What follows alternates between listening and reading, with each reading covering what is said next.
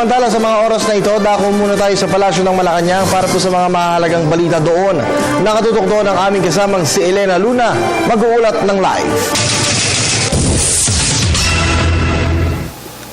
Maraming salamat, Kirby. Katatapos-tapos lamang ng press briefing kanina ni PCOO Secretary Sunny Coloma at ibinahagi niya ang legal opinion ng 14 na miyembro ng Constitutional Commission na bumuo sa 1987 Constitution.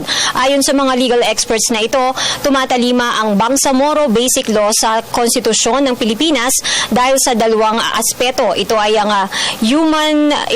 human development at social justice. Ayon sa kanila, and I quote, "The core principle of the 1987 Constitution in mandating a special status for the autonomous regions is the human development of the people of Muslim Mindanao and the Cordilleras.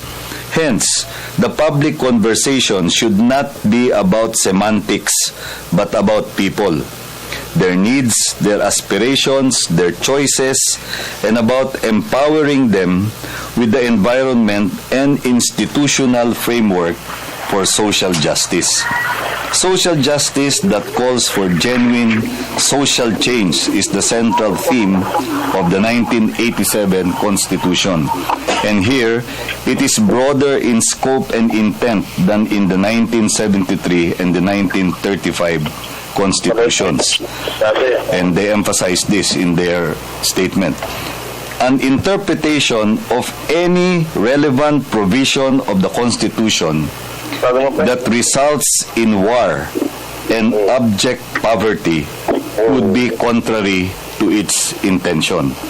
At ito po ang kanilang konklusyon, and I quote again, "In this manner, Bangsamoro can be a model for us to do the same for the rest of the country and thereby build together a more just and peaceful nation. We fully support the creation of the Bangsamoro Autonomous Region." End of quotation. Kanina rin sa briefing, Kirby, ay inihayag ng palasyo ang pakikiisa sa ika-40 araw ng pagpanaw ng 44 na Special Action Force Troopers.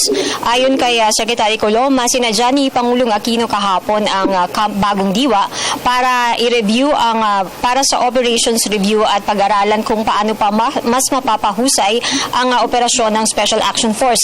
Sa bisaan niya ng resolusyon ng NAPOLCOM ay matatanggap ng pamilya ng Sub-44 ang benepisyo gaya ng scholarship program mula kinder hanggang kolehiyo ng 36 na anak na miyembro ng Sub-44, pati na rin ang pagkakaroon ng tulong sa kanilang bahay at tirahan, ang livelihood at ang training mula sa TESDA at Department of Trade and Industry.